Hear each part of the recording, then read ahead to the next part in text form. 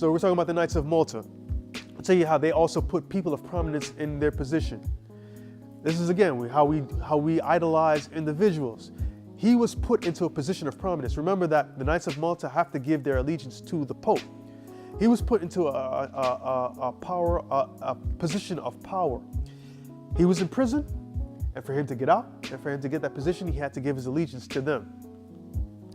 So if he has to give his allegiance to the Pope, he has to push the agenda of the Pope. Here we see his prison number, which was changed to his prison number just prior to his release, 46664. It's in our hands. This is his AIDS. He had an AIDS awareness event called 46664. It's in our hands, but you see the indoctrination of it. You see what you see what they're trying to push. We understand that 666 is the identifying mark of the beast. It's not the mark of the beast, but it's the identifying mark.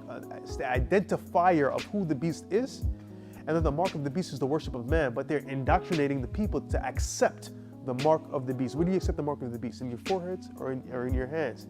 4664, it's in our hands. It's just to indoctrinate the people. He's working to push the agenda of Rome. The Knights of Malta are also inside of the United Nations.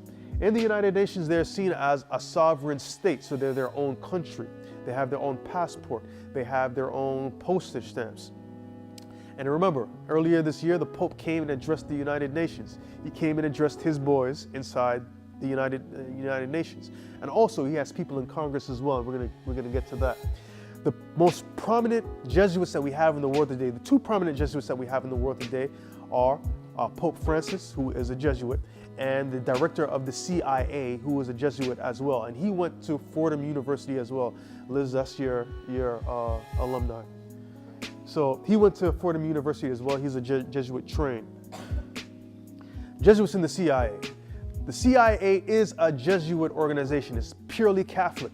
They have the nicknames is the Catholic Intelligence Agency or the Catholics in Action Agency. And it's so because all of the directors have been Catholic or Jesuits. The last 5 directors have been Jesuits. The CIA runs social media and all forms of media. They have contracts with CBS, NBC, all these major news networks since the 50s, where they give them what it is that they're supposed to speak on. With social media, any social media network that rises up, they buy. They buy them through they have investment firms that run by other names. Well, I think one is QTEL and another one is the Ford Foundation. They buy out these social media businesses, and they take like Facebook. They have the majority stakehold in Facebook. So, for example, the Brooklyn Nets.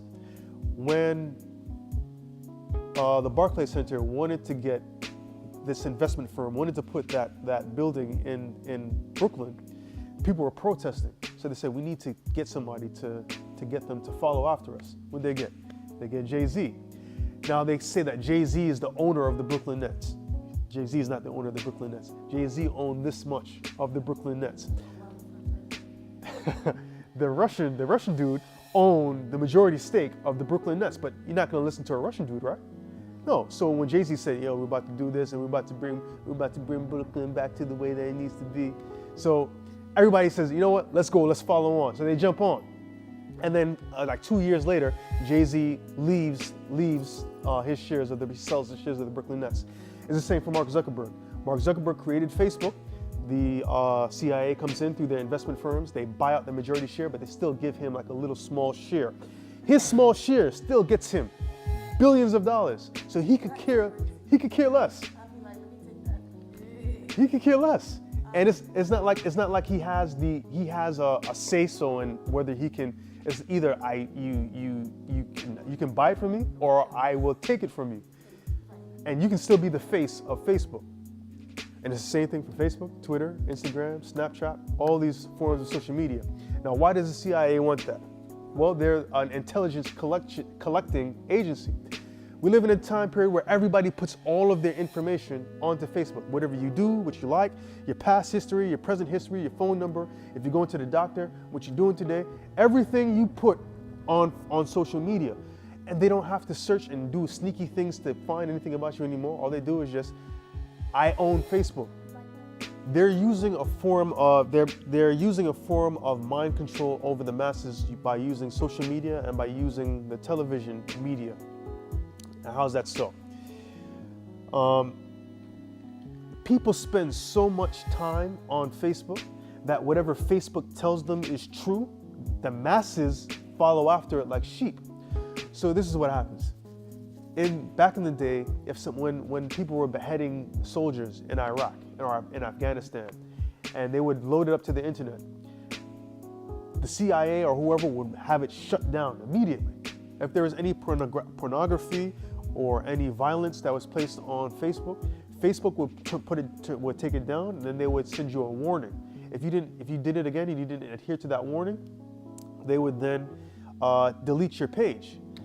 Now all of a sudden, we're able to watch people get shot, and we get to watch them die on Facebook. And there are thousands on videos, and it's trending, meaning it gets 1 million views all over the country, not just around the country, but around the world.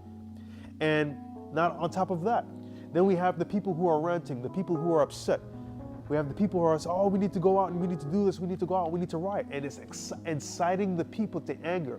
It sets your emotion, it sets your way of thinking, and when it sets your emotion and your way of thinking, it affects your character, and that's how it is that you're going to operate, which is the reason why the CIA is allowing these videos to go out, which is why. So what now we're seeing, especially in the church, is we're seeing a bunch of Christians who are watching these things, they're getting upset, they're getting afraid, forgetting the fact that they have a God that resides over them where there's nothing for them to fear. If I'm hidden in the secret place. Say that again? Oh, that too. But we have a lot of people who are in the church who are angry, who are afraid, and they're forgetting that if they're hidden in the secret place of God, that there's no danger that's going to come to them. That who are also trying to incite people to riot, like posts after posts after posts after posts of inciting people to anger, not understanding that they're working along with the system to cause this revolution to come about, when God is expecting us to think spiritually, not emotionally. As we think spiritually, even though we're angry, we're not going to act out of anger. We're not going to respond out of anger, but there's a way that God wants us to respond, and we were going to respond as such. But that's why they're doing this, because they can control the way that the people think. And we have to understand that this is not a black against white issue. It's not a police against black people issue. This is a spiritual issue. This is a sin against righteousness issue. This is the great controversy that we're facing.